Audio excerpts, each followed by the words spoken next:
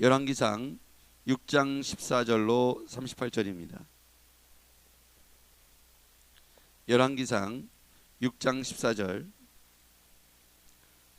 솔로몬이 성전 건축하기를 마치고 넓은 성전 안쪽 벽 성전 마루에서 천장까지의 벽에 입히고 또 잣나무 널판으로 성전 마루를 놓고 또 성전 뒤쪽에서부터 20규빗 되는 곳에 마루에서 천장까지 백향목 널판으로 가로막아 성전의 내소 곧 지성소를 만들었으며 내소 앞에 있는 외소 곧 성소의 길이가 40규빗이며 성전 안에 입힌 백향목에는 밭과 핀 꽃을 아로새겼고 모두 백향목이라. 돌이 보이지 아니하며 여호와의 언약궤를 두기 위하여 성전 안에 내소를 마련했는데 그 내소 안에 내소의 안은 길이가 20규빗이요 너비가 20규빗이요 높이가 20규빗이라. 정금으로 입혔고 백향목 제단에도 입혔더라. 솔로몬이 정금으로 외소의 안에 입히고 내소 앞에 금사슬을 건너 지르고 내소를 금으로 입히고 온 성전을 금으로 입히기를 마치고 내소에 속한 제단의 전부를 금으로 입혔더라. 내소 안에 감람나무로 두 그룹을 만들었는데 그 높이가 각각 10규빗이라. 한 그룹의 이쪽 날개도 5규빗이요 저쪽 날개도 5규빗이니 이쪽 날개 끝으로부터 저쪽 날개 끝까지 10규빗이며 다른 그룹도 10규빗이니 이 두 그룹은 같은 크기와 같은 모양이요 이 그룹의 높이가 10규빗이요 저 그룹도 같았더라. 솔로몬이 내소 가운데 그룹을 두었으니 그 그룹들이 날개가 퍼져 있는데 이쪽 그룹의 날개는 이쪽 벽에 닿았고 저쪽 그룹의 날개는 저쪽 벽에 닿았으며 두 날개는 성전의 중앙에서 서로 닿았더라. 그가 금으로 그룹을 입혔더라. 내 외소 사방 벽에는 모두 그룹들과 종료와 핀꽃 형상을 아로새겼고 내외 성전 마루에는 금으로 입혔으며 내소에 들어가는 곳에는 감람나무로 문을 만들었는데 그 문인방과 문설주는 벽의 5분의 1이요 감람나무로 만든 그 두 문짝에 그룹과 종료와 핀꽃을 아로새기고 금으로 입히되 곧 그룹들과 종료에 금으로 입혔더라. 또 외소의 문을 위하여 감람나무로 문설주를 만들었으니 곧 벽의 4분의 1이며 그 두 짝문은 잣나무라. 이쪽 문짝도 두 짝으로 접게 되었고 저쪽 문짝도 두 짝으로 접게 되었으며 그 문짝에 그룹들과 종료와 핀꽃을 아로새기고 금으로 입히되 그 새긴 데에 맞게 하였고 또 다듬은 돌 3켜와 백향목 두 판자 1켜로 둘러 안뜰을 만들었더라. 넷째 해 15월에 여호와의 성전 기초를 쌓았고 12한해 불월 곧 8째 달에 그 설계와 식양대로 성전 건축이 다 끝났으니 솔로몬이 7년 동안 성전을 건축하였더라. 아멘. 솔로몬이 건축을 이제 마치고 아내를 장식하는 모습을 오늘 봅니다. 7년 동안의 성전 건축을 하는 동안 이 성전 건축의 주체가 누구로 등장하냐면 솔로몬이라고 소개되어 있습니다. 14절 말씀 한번 볼까요? 솔로몬이 성전 건축하기를 마치고 이렇게 되어 있고요. 또 21절에도 보면 솔로몬이 정금으로 외소 안에 입히고 라고 되어 있습니다. 27절에도 보면 솔로몬이 내소 가운데 그룹을 두었으니. 여기에서 보면 일을 한 사람은 분명히 솔로몬이 아닐 거예요. 그렇죠? 일을 한 사람은 솔로몬이 아닐 텐데 그럼에도 불구하고 솔로몬이 주어로 등장하고 있어요. 그래서 이 내용을 가만히 보면 솔로몬이 직접적으로 일은 안 했지만 이 모든 일 가운데 솔로몬이 한 것으로 등장하는 것을 보면 솔로몬이 이 성전 건축에 얼마나 진심이었는지, 마음을 다했고 뜻을 다했고 그가 할 수 있는 베스트를 다해서 성전 건축에 진심으로 대했다는 거예요. 그래서 솔로몬이 일을 직접 한 것은 아니지만 백성의 대표이고 언약의 대표이기 때문에 솔로몬이 한 것으로 이렇게 등장합니다. 기술자 한 사람 한 사람의 이름이 등장하지 않고 솔로몬이 했다라고 기록되어 있죠. 이것은 하나님께서 언약이 그 민족의 대표 다윗, 솔로몬 이렇게 그 시대를 대표하는 사람들과 언약을 맺으셨고 백성들에게까지 그 언약이 유효했기 때문에 솔로몬이 이렇게 건축했다라고 표현되어 있다라는 것이죠. 그리고 솔로몬이 성전 건축함에 있어서 외벽을 다 건축하고 내벽에 이제 장식을 하거나 뭔가를 만드는데 가장 중요한 것 중에 하나는 지성소와 성소를 건축하는, 지성소와 성소를 구분하여 장식을 하는 모습을 볼 수 있습니다. 16절 또 성전 뒤쪽에서부터 20규빗 되는 곳에 마루에서 천장까지 백향목 널판으로 가로막아 성전의 내소 곧 지성소를 만들었으며 내소 앞에 있는 외소 곧 성소의 길이가 40규빗이며 19절 여호와의 언약궤를 두기 위하여 성전 안에 내소를 마련했는데 지성소와 성소로 마련하고 그 안에 언약궤를 두기 위해서 성소와 지성소를 마련했다는 것을 알 수가 있어요. 우리는 이와 같이 성전 건축의 가장 중요한 부분을 보고 있는데 성전의 가장 핵심은 하나님 앞에서 이 언약궤를 두는 것입니다. 언약궤를 둔다는 것은 하나님의 임재를 말해요. 하나님의 임재, 언약궤, 증거궤, 법궤라고 말하는 이곳에는 하나님께서 광야에서 이스라엘 백성들을 이끌고 갔던 상징적인 도구들이 있습니다. 세 가지가 있는데요. 그 성물로 첫 번째 십계명이 적혀 있는 두 돌판이 있고요. 아론의 쌍난 지팡이 그리고 만나를 담은 돌 항아리, 이 세 가지가 법궤 안에 들어갑니다. 이것은 하나님이 친히 이스라엘 백성들을 인도하셨다, 이끌어 가셨다, 함께 하셨다는 그 사인이 담겨 있는 상징물들이죠. 그래서 법궤는 그냥 도구가 아니라 하나님의 임재, 그것을 의미하는 상징물이 바로 법궤입니다. 그래서 성소와 지성소는 구별함을 의미하고요. 그리고 그 안에 있는 법궤의 임재는 하나님의 임재를 의미하는 것이죠. 지금의 시대는 우리가 솔로몬과 같이 성전을 레바논의 백향목과 도로에 돌을 깎아다가 예배당, 성전을 건축하는 일을 우린 이 시대에 굳이 하지 않아도 됩니다. 지금 우리에겐 뭐가 필요하냐면 하나님의 임재, 성령이 우리 안에 거하시는, 성령이 우리 안에 거하시는 내 마음의 성전을 건축해야 되는 것이죠. 그래서 이 내 마음에 성령님이 계시는 이 전이, 하나님의 전이 내 안에 이루어져야 합니다. 내 안에 여호와의 임재가 이루어져야 되고, 그 안에 그래서 구별됨이 있어야 되고, 하나님의 임재의 상징물인 법궤가 내 안에 이루어져야 될 줄 믿습니다. 이제 우리 안에 법궤는 뭡니까? 여호와의 말씀이죠. 하나님의 말씀하심, 하나님의 말씀이 내 안에 성전을 이루고 그 안에 담겨져 있어야 합니다. 그래서 우리는 열심히 말씀을 읽고 묵상하고 그 말씀대로 내 안에서 이 내 안에 있는 인격 성전에 있는 하나님의 말씀이 내 삶을 이끌어 가야 합니다. 이스라엘 백성들이 광야를 지나갈 때, 광야를 40년을 통과할 때 가장 선두에는요 법궤가 있었다는 것을 우리 기억해야 돼요.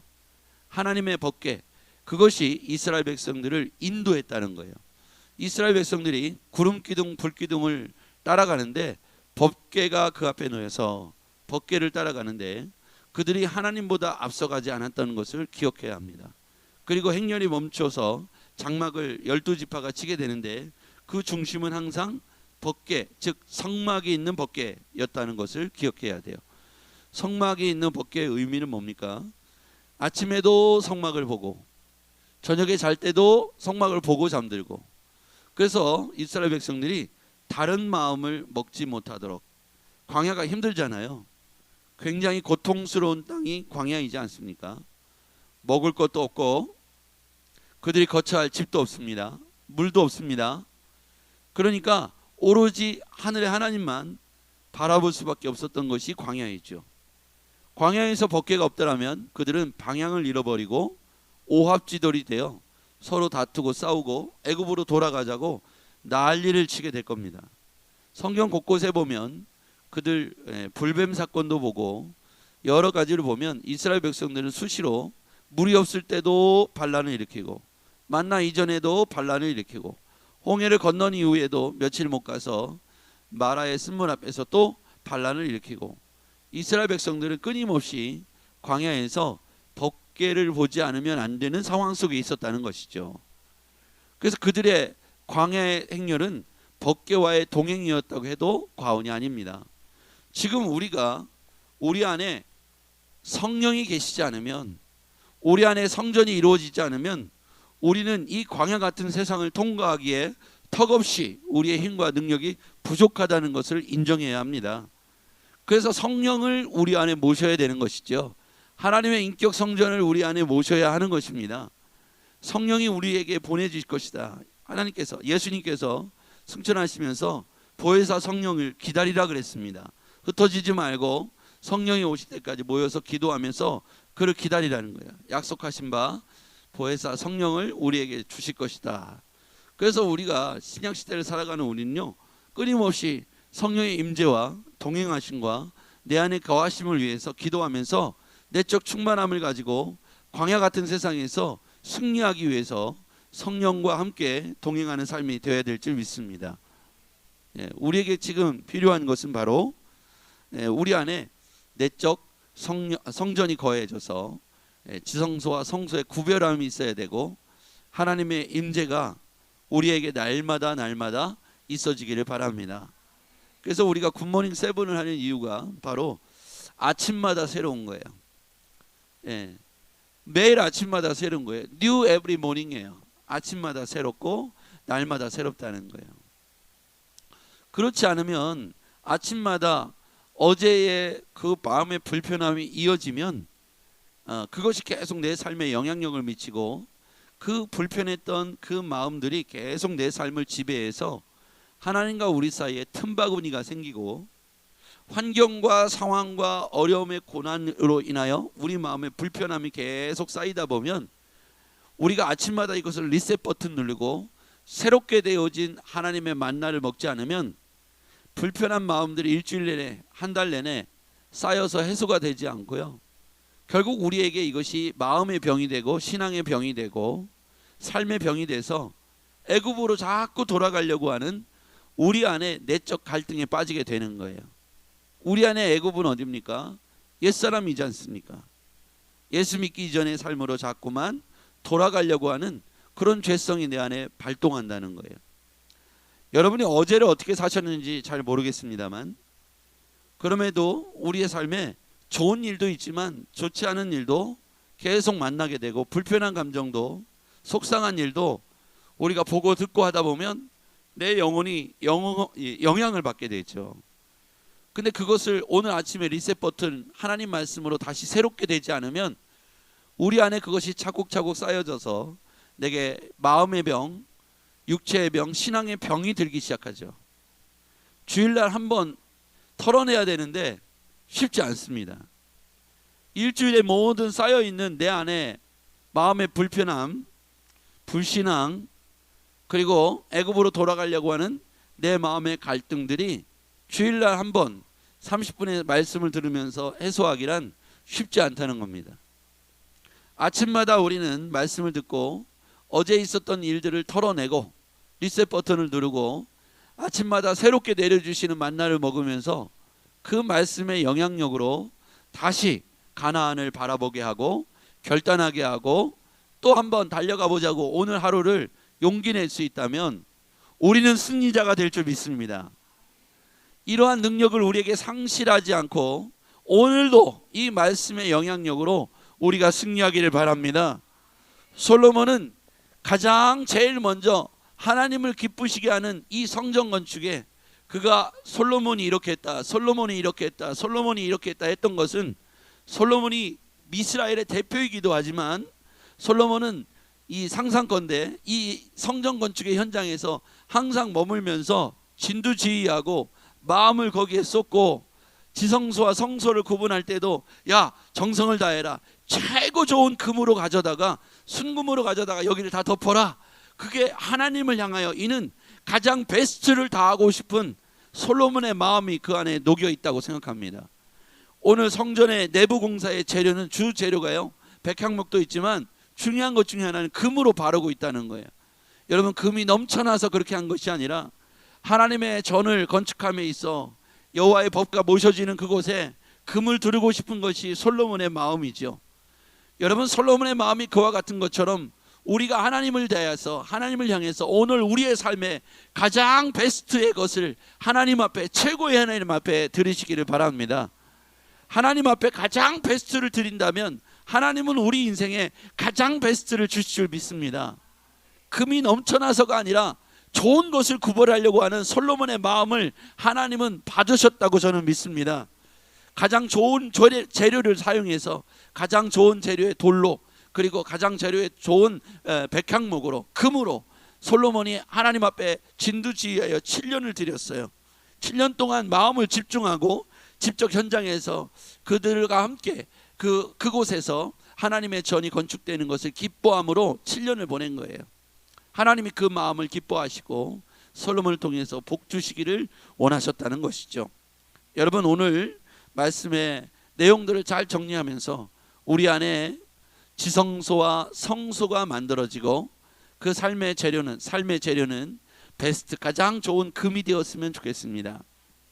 우리가 알 수 있는 최고의 달란트, 최고의 내 삶의 재료를 최고의 하나님께, 최선의 재료를 최고의 하나님께. 오늘도 솔로몬이 자기가 하나님의 전을 건축함에 7년을 진심을 다했던 것처럼 우리 삶에 있어서 가장 최고의 재료를 진심을 다해서 드리기를 바랍니다. 하나님은 그런 구별된 마음을 기뻐 받으시고 우리에게 주신 가장 좋은 것을 오늘도 준비하고 있는 여호와의 일의 하나님인 줄 믿습니다.